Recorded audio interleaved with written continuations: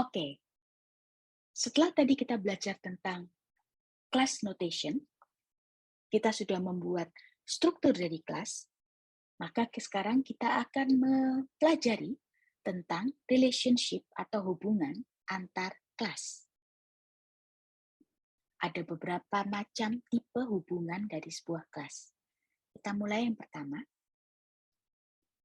Yang pertama, hubungan yang bernama association atau asosiasi. Di dalam asosiasi, kedua kelas itu notice atau mengetahui terdapat relationship di antaranya.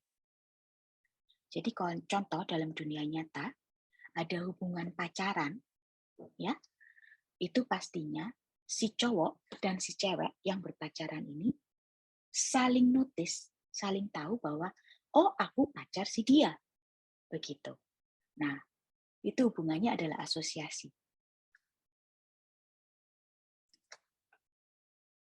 Contohnya adalah jika ada kelas train dan kelas passenger, maka mereka bisa memiliki hubungan asosiasi, di mana train mengetahui bahwa dia pasti akan memiliki passenger, dan passenger itu pasti akan naik sebuah train.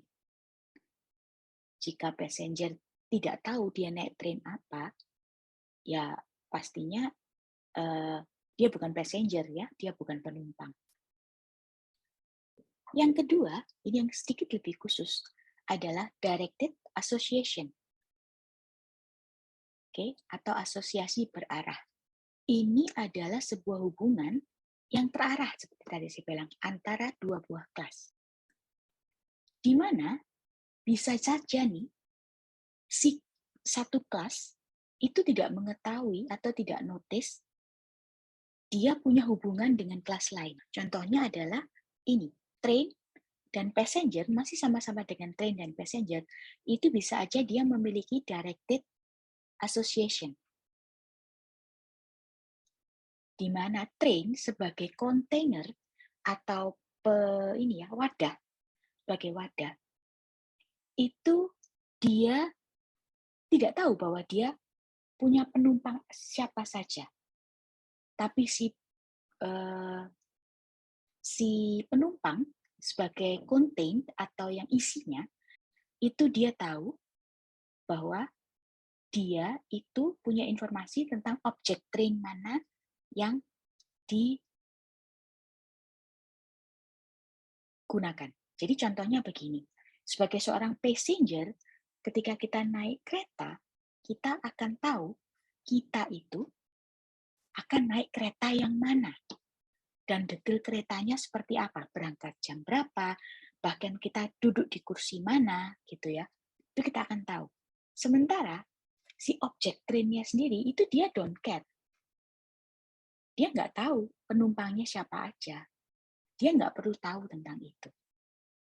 Nah, hal yang seperti itu, jika sifat hubungannya seperti itu, maka itu adalah sifat hubungan yang directed association. Kapan kita pakai association atau kapan kita pakai directed association, itu sangat tergantung dari tipe perancangannya kita. Kita mau antar kelas ini saling notice atau tidak. Di sana bedanya. Dan ketentuannya ada lagi-lagi ada di pemrogramnya, si perancangnya. Itulah kenapa kita perlu menentukan dengan baik. Kita perlu menganalisa dengan baik dan yang tepat, mendingan dia directed association atau association, ya, atau saling tahu. Seperti itu. Nggak ada yang bilang, oh itu benar-benar salah. Tergantung dari asumsinya kita masing-masing. Jika relasinya adalah seperti ini, maka si train itu dia tidak perlu tahu penumpangnya siapa aja. Sementara penumpangnya pasti tahu dia naik train apa. Jadi dia pasti akan memiliki atribut sebuah objek train di dalam kelasnya penumpang. Sementara mungkin train tidak perlu ada atribut yang berhubungan dengan si passenger-nya. Tipe yang ketiga, masih dengan association, adalah reflexive association. ini terjadi ketika sebuah kelas ternyata memiliki multiple function atau multiple role,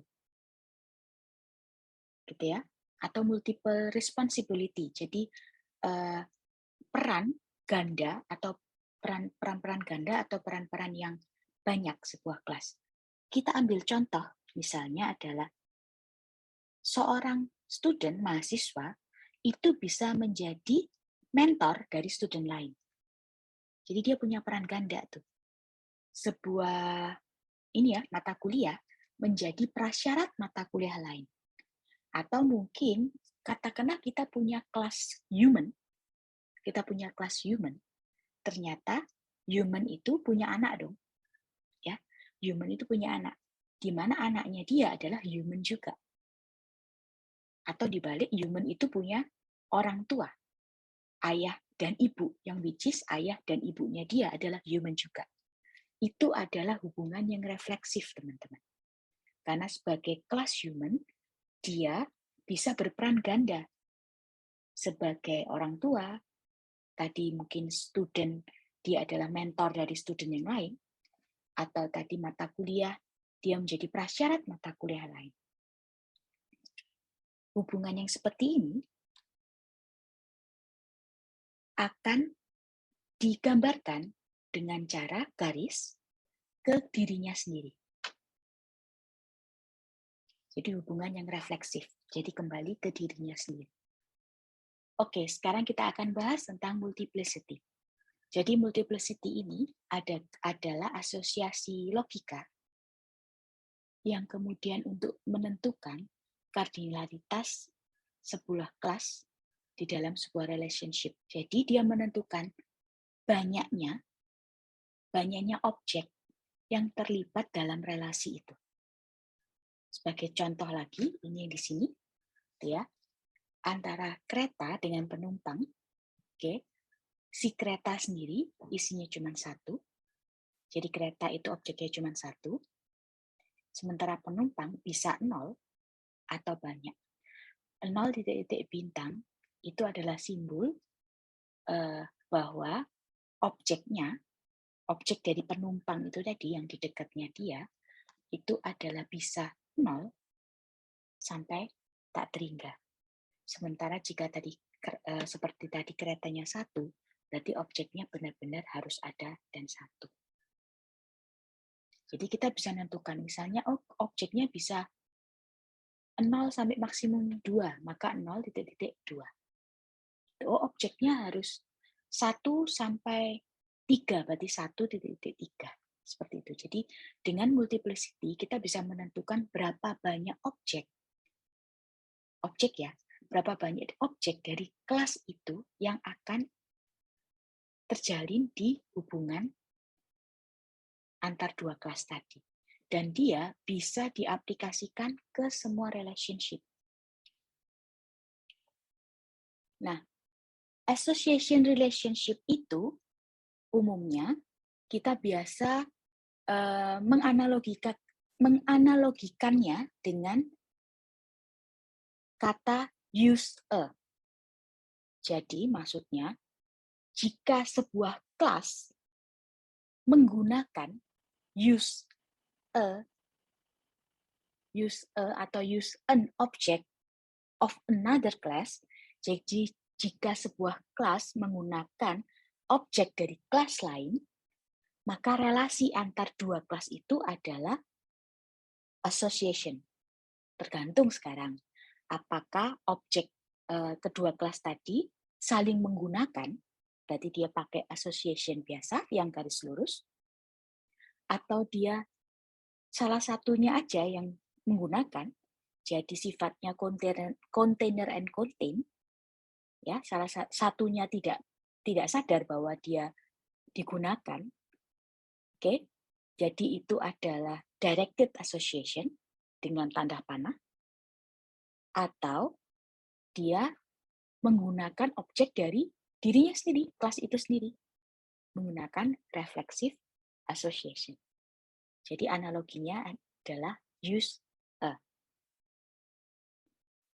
Oke, sekarang kita ke relationship berikutnya.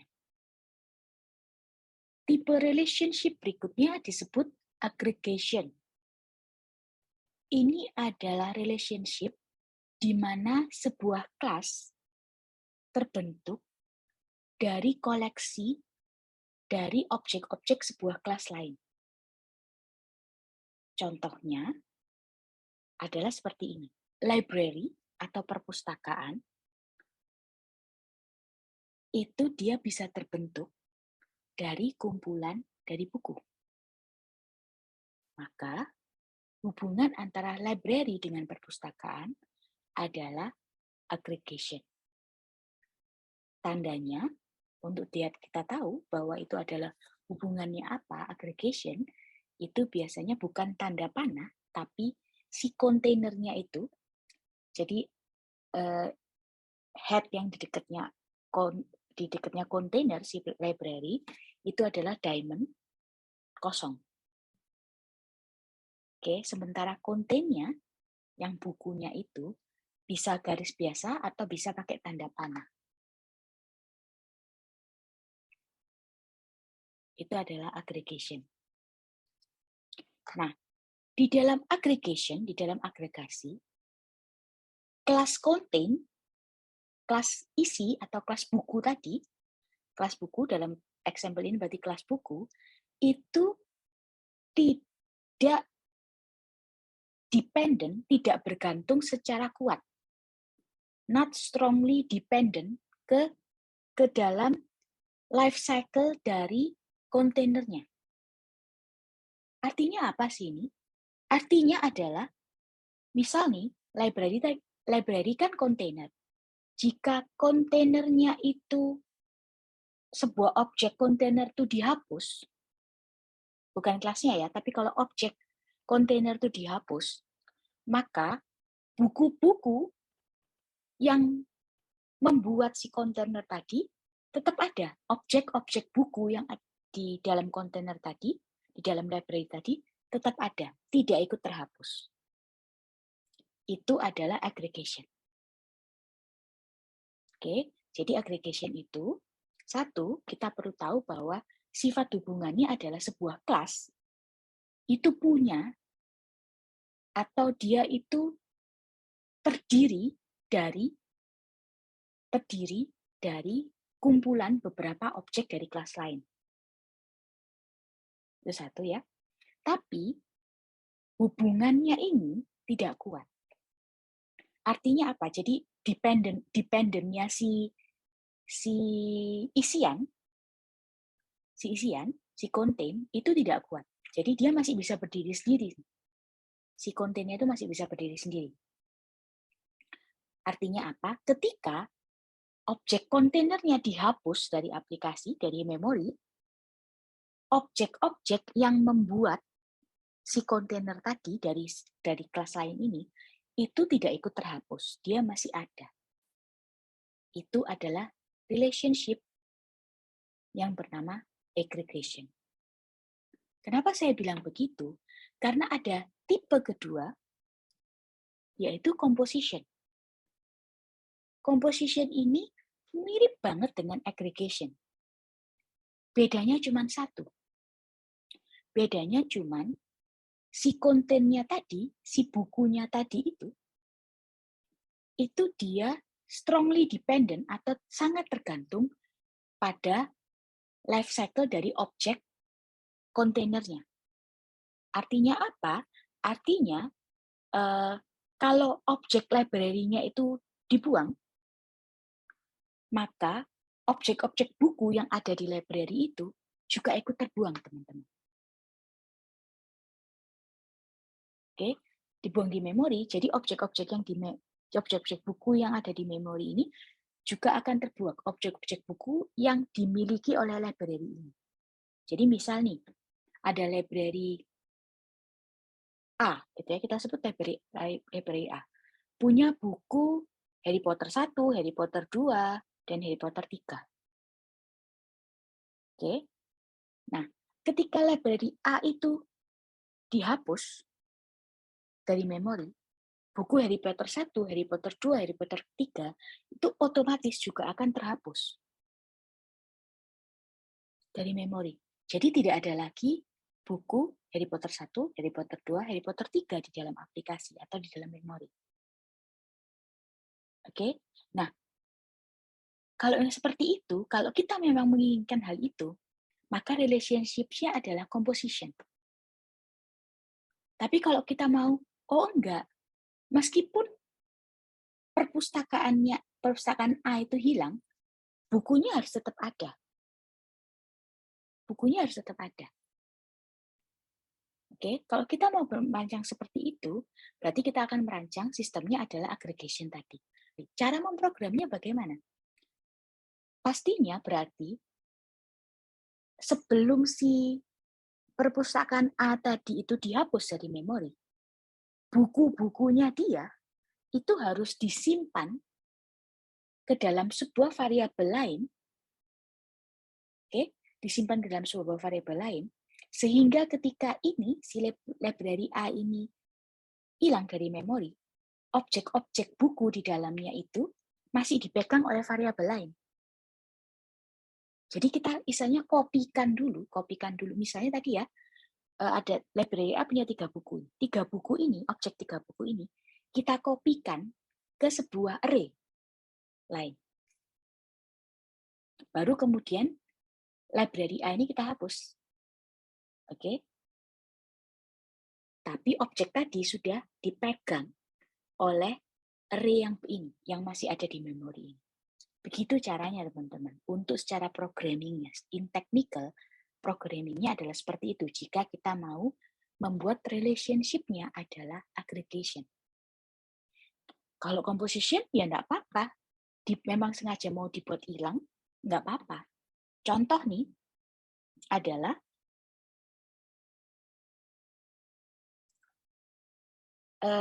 university, ya, sebuah universitas, misalnya UC.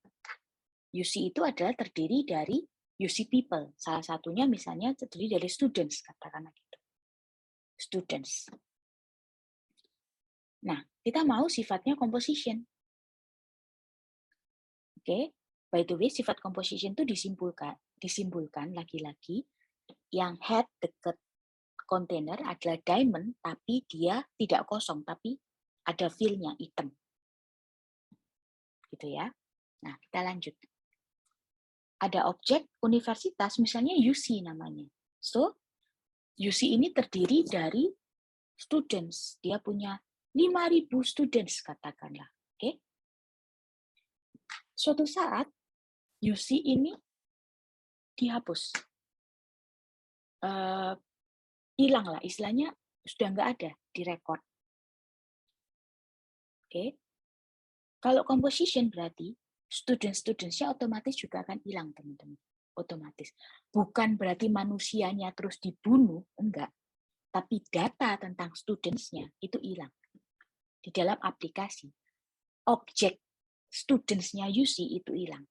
Walaupun in real life, di dalam kehidupan nyata, manusianya tetap ada. Tapi dia bukan lagi student UC. Itu kalau composition. Kalau kita mau buat dia jadi aggregation, artinya apa? Sebelum UC ini dihapus, objek-objeknya yaitu tadi 5.000 student itu perlu ditransferkan atau dikopikan dulu ke dalam sebuah array atau variabel lain, entah itu array, entah itu linked list mungkin, atau hashmap, atau apapun. Tapi yang pasti ada sebuah variabel yang memegang si objek tadi. Baru kemudian UC-nya dihilangkan, sehingga 5.000 student itu masih ada di sini. Begitu cara kerjanya antara aggregation dan composition. Jadi kalau composition, kontainernya hilang, objek-objek yang membuat dia otomatis hilang. Kalau aggregation, enggak. Oke? Nah, secara analogi, hubungan aggregation ataupun composition ini kita katakan sebagai hubungan has-a. Karena dia punya has-a. Jadi, contoh ya, sebuah universitas mempunyai kumpulan dari students. Has-a, bukan menggunakan kan? bukan sebuah universitas menggunakan kumpulan dari, bukan ya, tapi sebuah universitas mempunyai kumpulan dari objek student, atau mempunyai satu objek juga nggak apa-apa. Jadi nggak perlu harus kumpulan, tapi dia memang terdiri dari itu. Has a. So ketika kita mau tahu ini sebaiknya association atau aggregation atau composition, kita bayangin aja relationship-nya. Sebuah mobil dengan ban, dia has a atau use a ya? Sebuah mobil dengan sopir, use a atau has a? Oke, kalau dengan ban, mobil dengan ban, itu has a. A car has a collection of wheel. Atau kalau bahasa Indonesia, sebuah mobil mempunyai misalnya 4 bar, 4 ban. Kalau mobil dengan sopir, sebuah mobil digunakan oleh pengendara. Atau kalau mau dibalik nih, seorang pengendara menggunakan mobil, gitu ya. Pengendara kan belum tentu harus yang punya mobil, gitu. Oke, gitu kira-kira teman-teman. Bedanya antara association ataupun aggregation, dan bedanya antara aggregation dan composition. Nanti masih ada satu jenis relasi lagi, is a, kita akan bahas di next, di minggu berikutnya. Untuk sementara itu, sekarang coba kita buat bareng-bareng relationship antar kelas di Pet Sitter Project. Yuk. Oke teman-teman, sekarang kita akan menentukan relasi masing-masing. Oke, sekarang kita tentukan dulu antara dog dengan player. Relasi apakah? Kalau kita terjemahkan, yang pasti satu, di player itu ada atribut pet yang tipenya adalah dog. Nah, sekarang di dog itu nggak ada atribut player, betul ya? Jadi, pertanyaannya adalah apakah dia asosiasi atau dia agregasi? Relasinya apakah use a atau has a? Menggunakan atau mempunyai? Gampang aja sekarang, pet-nya itu digunakan oleh player, objek dog tadi, apakah player menggunakan pet atau player memiliki pet atau mempunyai pet?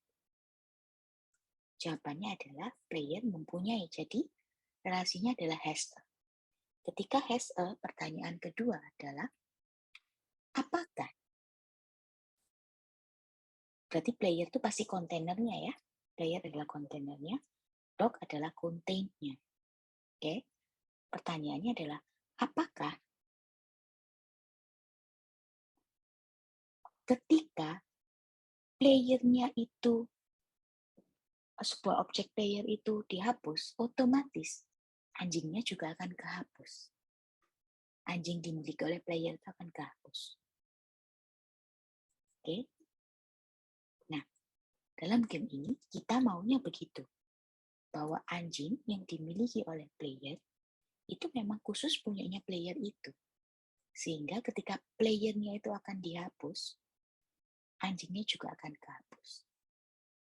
Dengan demikian, maka dog sebagai contain itu sifatnya adalah tergantung kuat terhadap player. Sehingga relasinya adalah composition. Tidak hanya agregasi, tapi juga komposisi. Nah, pertanyaan kedua, apakah si dog itu sadar bahwa dia punya relasi dengan player?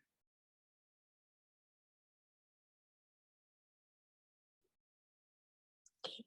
Secara atribut tidak ada, tidak sadar, tidak ada atribut player di sini. Tapi yang perlu diperhatikan adalah ada sedikit koneksi, yaitu ketika dia return value integer, yaitu seberapa banyak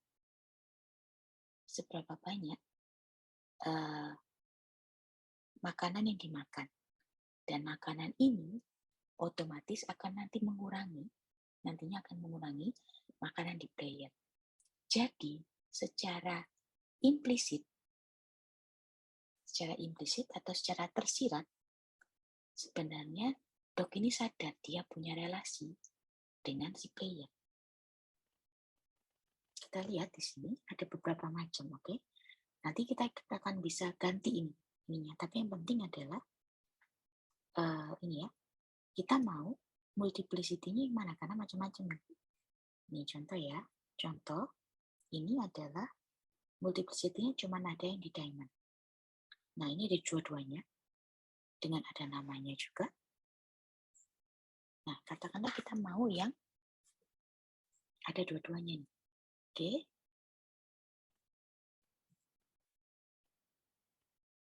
Nah, relasinya bisa kita ganti. Misalnya relasi mempunyai. Oke. Multiplicity-nya bisa kita ubah kalau kita mau. Oke. Ini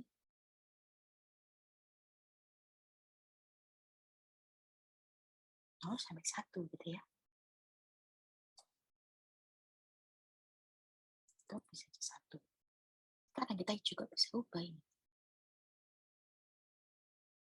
Nah, di sini kita ubah. Ini kita pilih. Jadi yang begini. Nah, sekarang kita jadi komposisi sudah. Oke. Relasi kedua yaitu relasi antara player dengan game. Game apakah punya player atau dia menggunakan player?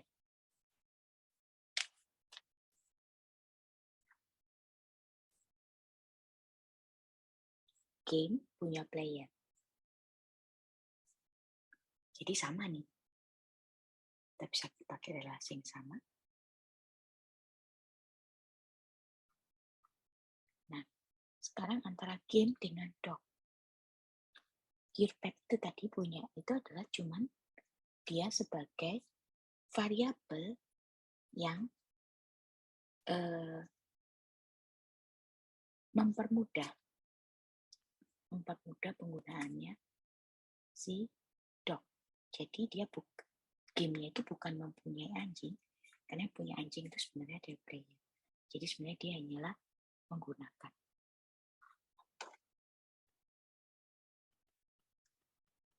Nah, begini. Ya. Oke teman-teman, itu tadi kita sudah berhasil untuk membuat kelas diagram dari PetSitter Project sampai sejauh ini. Nanti pada dasarnya ketika nanti project PetSitter itu akan berkembang, pastinya kelas diagrammu akan berkembang juga. Oke, bahkan sebenarnya kebalik nih, kalau misalnya ya PetSitter ini kita sudah tahu maunya mau kompleks apa, kita sudah bisa merancang dulu kelas diagramnya. Gitu. Jadi kalau misalnya kalian udah tahu nih, oke, PetSitter itu bakalan seperti ini punya fitur ini dan lain-lain.